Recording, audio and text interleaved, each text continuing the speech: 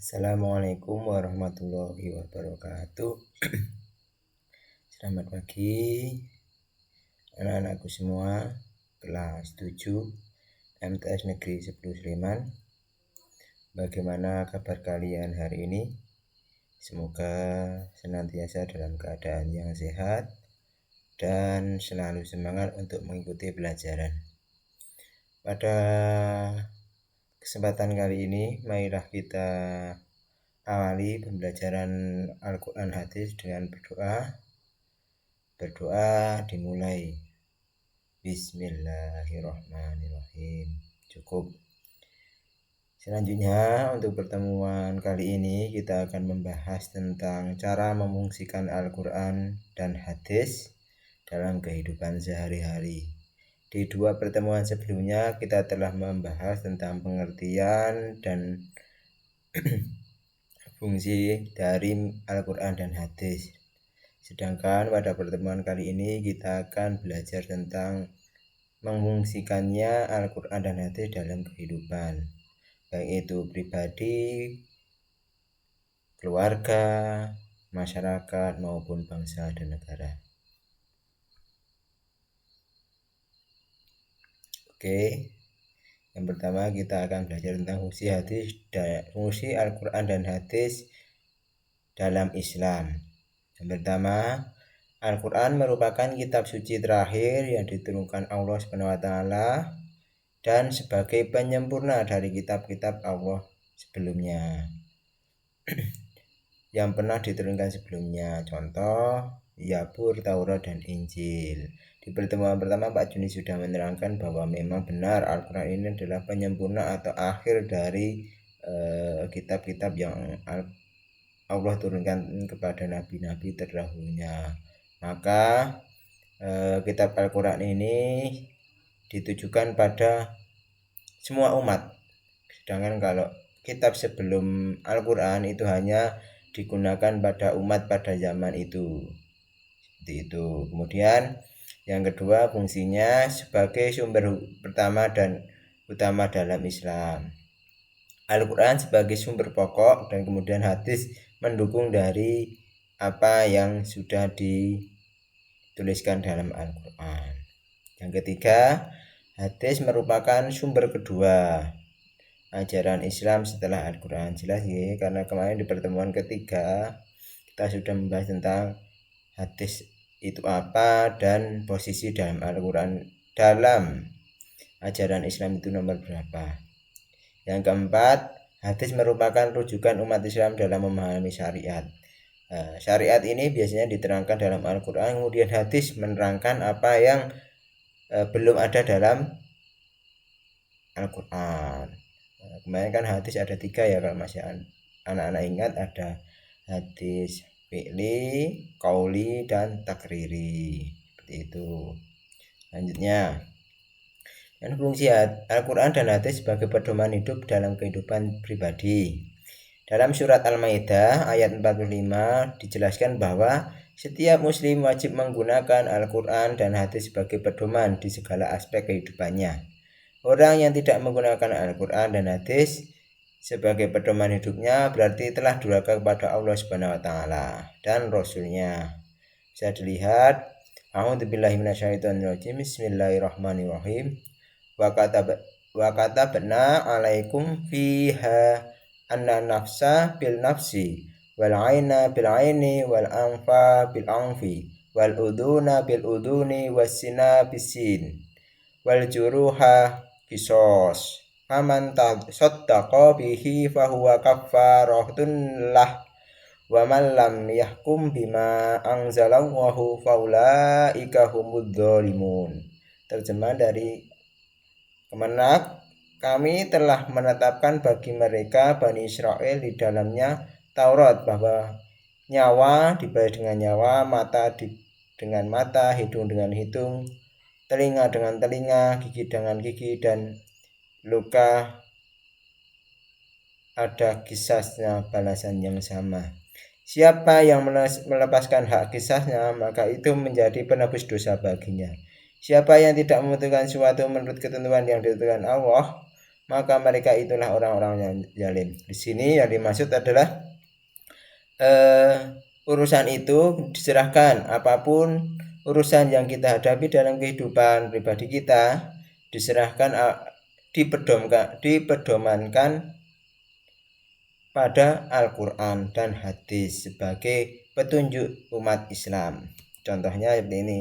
Contoh memfungsikan Al-Quran dan hadis dalam kehidupan pribadi. Yang pertama, selalu membaca Al-Quran dan mempelajarinya. Bisa kalian tiap pagi, kalau Pak Juni kan selalu mengingatkan untuk selalu tadarus. Itu juga sudah termasuk memfungsikan dalam kehidupan pribadi. Berakhlak baik sesuai tuntunan Al-Quran. Akhlak kalian, tingkah laku kalian itu mencerminkan apa yang kalian pelajari tentang Al-Quran. Mempelajari ayat-ayat tentang alam semesta untuk meningkatkan keimanan. Di sini maksudnya ayat-ayat tentang fenomena-fenomena alam. Bagaimana nantinya akan terjadi kiamat, terus bagaimana bumi itu bulat, bagaimana angin itu bisa terjadi dan lain sebagainya. Di Al-Quran sudah diterangkan. Kemudian mengharap keridhaan Allah dalam amal perbuatannya. Di sini setiap apa yang dilaksanakan, diperbuat, kita hanya mencari ridho dari Allah Subhanahu wa taala. Dia menjadikan tujuan hidup untuk kemajuan Islam. Kita sebagai umat Islam harus memajukan Islam menjadi yang nomor satu. Kemudian belajar dengan giat. Nah, kalian sebagai pelajar ini kalian harus giat belajar. Dengan kalian giat belajar berarti kalian telah memfungsikan Al-Quran dalam kehidupan pribadi. Yang kedua, fungsi Al-Quran dan hadis sebagai pedoman dalam kehidupan berkeluarga. Dalam surat At-Tahrim ayat 6, Allah memerintahkan kepada orang beriman untuk membimbingkan keluarga atas petunjuk Allah dan Rasul-Nya dan menjaga keluarga dari api neraka. Bisa dibaca, a'udzubillahi minasyaitonirrajim. Ya ayyuhalladzina amanu qu anfusakum wa ahlikum naran wa quduhan nasu wal hijaratu 'alaiha malaikatun ghiladun syiddatul la ya'sunallaha ma amarahu wa yaf'aluna ma yu'marun. Wahai orang-orang yang beriman, jagalah dirimu dan keluargamu dari api neraka yang bahan bakarnya adalah manusia dan batu. Penjaganya adalah malaikat-malaikat yang kasar dan keras. Mereka tidak durhaka kepada Allah terhadap apa yang Dia perintahkan kepadanya dan selalu mengerjakan apa yang diperintahkan. Sudah jelas di sini surat At-Tahrim dengan jelas bahwa Al-Quran dan hadis dijadikan pokok untuk menjaga keluarga dari api neraka. Nah, seperti ini. Contohnya memfungsikan Al-Quran dan hadis dalam kehidupan keluarga sebagai suami, sebagai ayah, membimbing anggota keluarga menjauhkan dari perbuatan syirik dan menerapkan nilai keislaman dalam keluarga. Suami atau ayah mempunyai peran yang sangat penting ya dalam Islam, dalam akhlak di keluarga itu.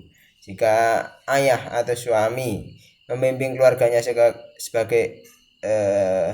sebagai umat Islam yang benar, maka insya Allah dia dan keluarganya akan dijauhkan dari api neraka. Dia bisa jauh dari perbuatan syirik dan bisa menerapkan setiap apapun yang ada dalam keluarga itu dengan nilai-nilai keislaman.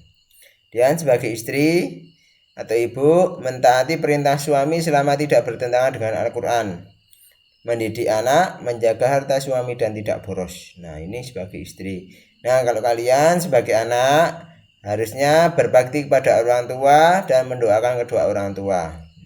Jika kalian telah menerapkan Al-Quran dan hadis dalam kehidupan berkeluarga, insya Allah kalian itu termasuk anak-anak yang soleh dan solehah, karena tidak berani akan kedua orang tua kalian. Dan jangan lupa Setiap akhir sholat kalian harus mendoakan kedua orang tua kalian. Yang ketiga, fungsi Al-Quran dan hadis sebagai pedoman dalam kehidupan bermasyarakat. Pertama, tolong menolong sama manusia dan kebaikan. Dalam kebaikan maksudnya ya. Ini bisa dilihat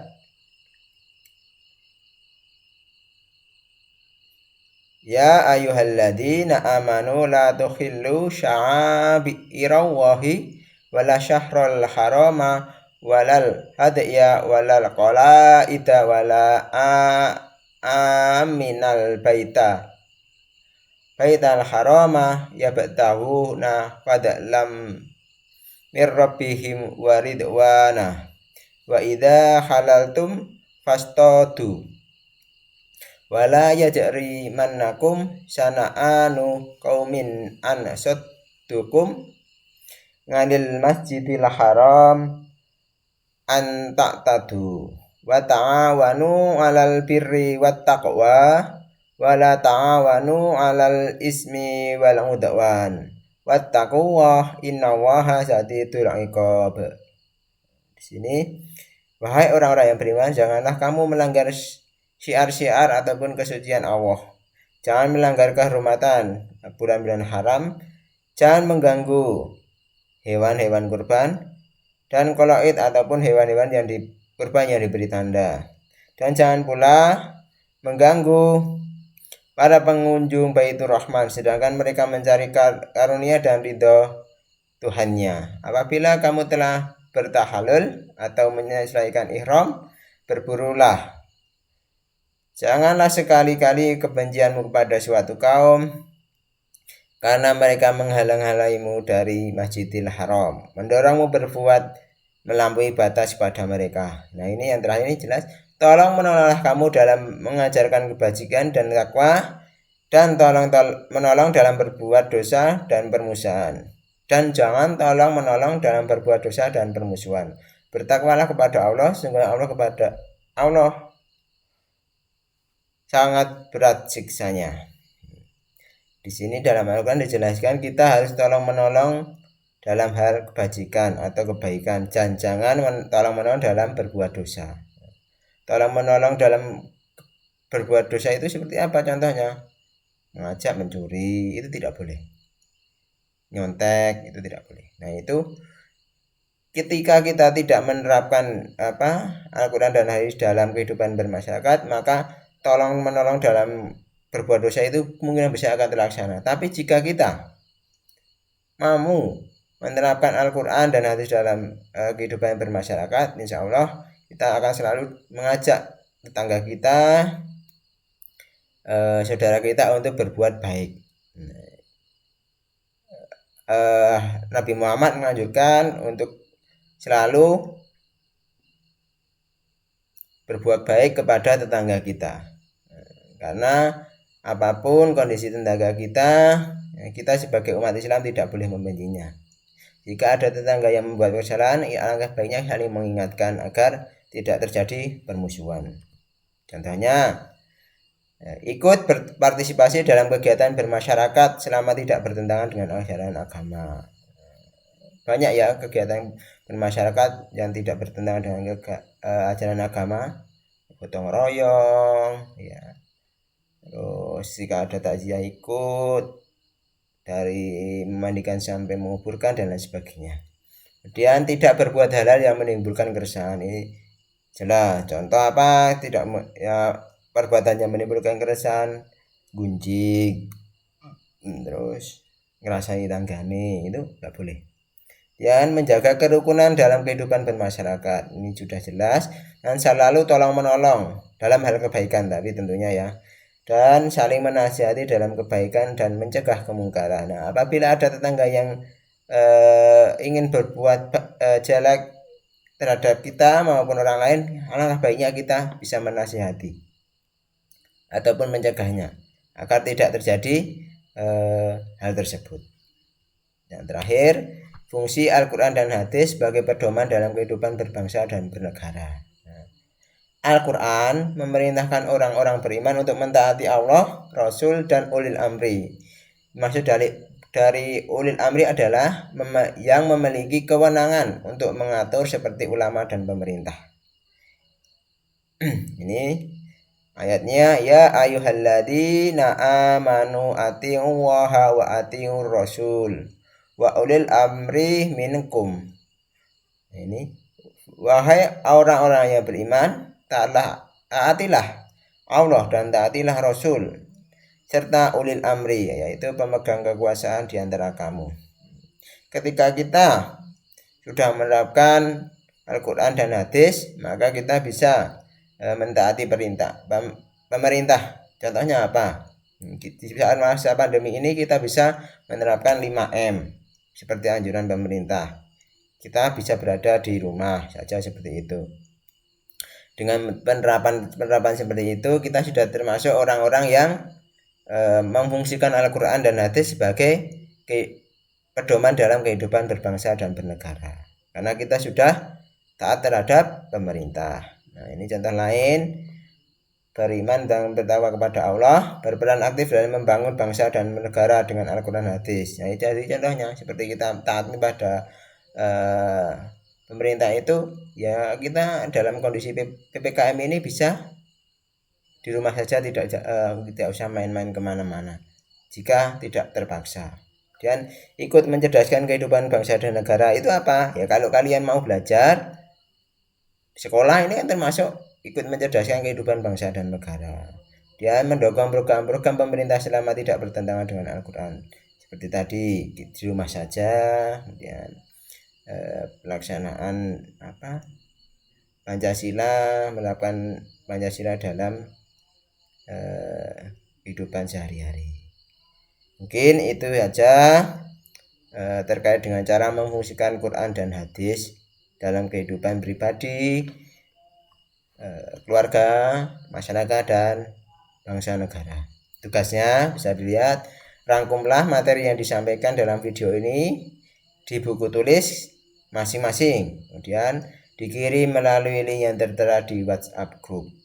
Nanti Pak Juni share materi dan videonya lewat WhatsApp group, kemudian dan juga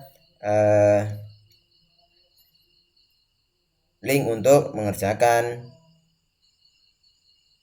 tugasnya. Silakan nanti dikirim melalui link tersebut. Mungkin itu saja dari Pak Juni. Untuk kegiatan minggu depan kita akan ulangan harian seperti biasa, nanti pilihan ganda dan insyaallah pilihan ganda semua aja ya. Seperti itu. Marilah kita tutup kegiatan pembelajaran pada kesempatan kali ini dengan mengucap syukur alhamdulillah. Alhamdulillahirabbil alamin. Billahi taufiq wal hidayah. Waridho wal inayah. Wassalamualaikum warahmatullahi wabarakatuh.